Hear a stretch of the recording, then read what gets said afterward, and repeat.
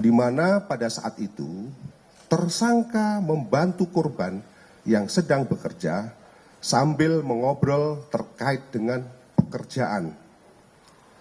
Namun, pada saat melakukan pembicaraan atau pada saat ngobrol, tersangka merasa tersinggung karena korban merasa acuh ataupun mengacuhkan obrolan daripada tersangka. Kemudian sekira pukul 15.00 karena tersangka merasa kesal ataupun emosi dan juga karena tersangka dipengaruhi oleh kebutuhan ekonomi, maka muncul niat daripada tersangka untuk memiliki motor milik korban yang diparkir di halaman Hera Bordir atau di halaman depan daripada tempat mereka bekerja. Kemudian selanjutnya tersangka sempat mengecek motor milik korban yang terparkir di halaman depan Hera Bordir. Namun motor tersebut tidak terdapat kuncinya, sehingga niat daripada tersangka untuk menguasai motor tersebut belum terlaksana. Kemudian tersangka kembali ke dalam berpura-pura untuk membantu pekerjaan korban. Tidak lama kemudian, di saat korban lengah, secara tiba-tiba tersangka menyikut sekuat tenaga kepala korban ya dengan menggunakan sikut ya, artinya dengan menggunakan sikut sebelah kanan dan mengenai tengkuk sebelah kanan. Jadi disikut ini mengenai sebelah tengkuk daripada korban yang mengakibatkan kepala korban membentur meja bordir. Ya, jadi akibat sikutannya itu kepala korban membentur meja bordir, yang kemudian mengakibatkan korban jatuh tersungkur di lantai. Pada saat korban dalam kondisi lemas dan berusaha untuk berdiri, tersangka kembali membenturkan kepala korban sebanyak 3 kali ke arah lantai.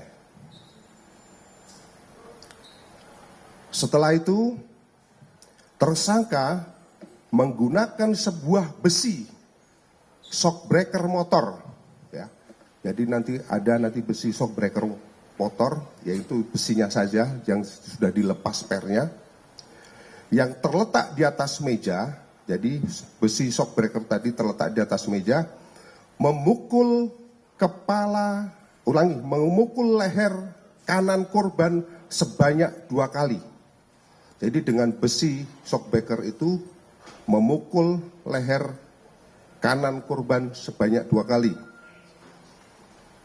Setelah itu, tersangka memegang piring bekas yang berada di dekat tersangka dan kembali memukulkan piring tersebut ke arah kepala daripada korban yang mengakibatkan piring tersebut pecah.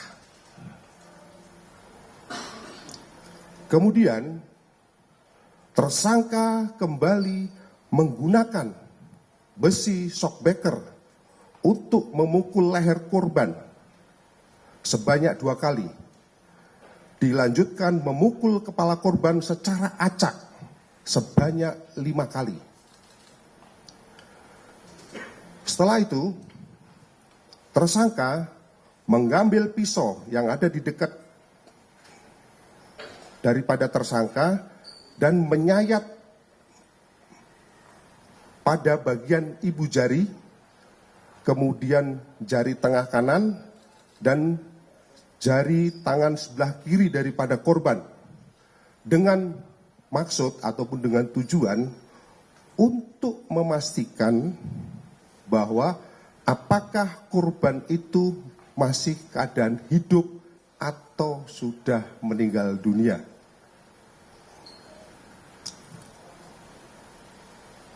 Kemudian setelah tersangka memastikan bahwa korban tersebut betul-betul sudah meninggal dunia, tersangka menggeledah saku celana korban untuk mengambil sepeda motor, mengambil kunci sepeda motor, dan ternyata tidak ditemukan. Selanjutnya, tersangka membungkus jasad ataupun badan daripada korban dengan menggunakan plastik. Dan selanjutnya, setelah terbungkus dengan plastik, kemudian dimasukkan ke dalam karung dan dilakukan penjahitan terhadap karung. Ini dari hasil pemeriksaan sementara terhadap si tersangka, bahwa si tersangka ini atau si korban, menurut pengakuan tersangka, si korban ini kalau berkata-kata agak songong, yang pertama. Yang kedua, bahwa si korban ini merasa pinter. Jadi seolah-olah si tersangka ini harus sedikit diajari, padahal si tersangka ini dulu pernah bekerja juga di situ. Jadi merasa tersinggung di situ. Kemudian yang kedua, motor yang dipakai untuk ngangkat ini adalah motor milik si korban. Motor milik si korban. Kuncinya sudah Pak, ketemu. Di kamar, di dalam tas milik korban. Kan itu setelah dibunuh, dipastikan mati, dirogoh di kantongnya tidak ketemu, kemudian dimasukkan ke plastik, kemudian dia ke kamar, ternyata ada di dalam tasnya milik korban. Ya.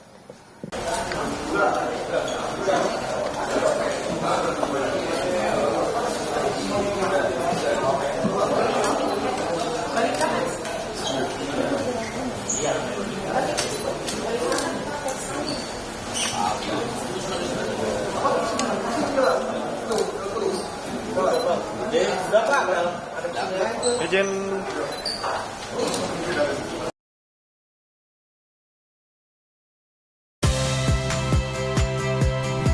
Saya Audrey Chandra, saksikan program-program Kompas TV melalui siaran digital, pay TV, dan media streaming lainnya. Kompas TV, independen, terpercaya.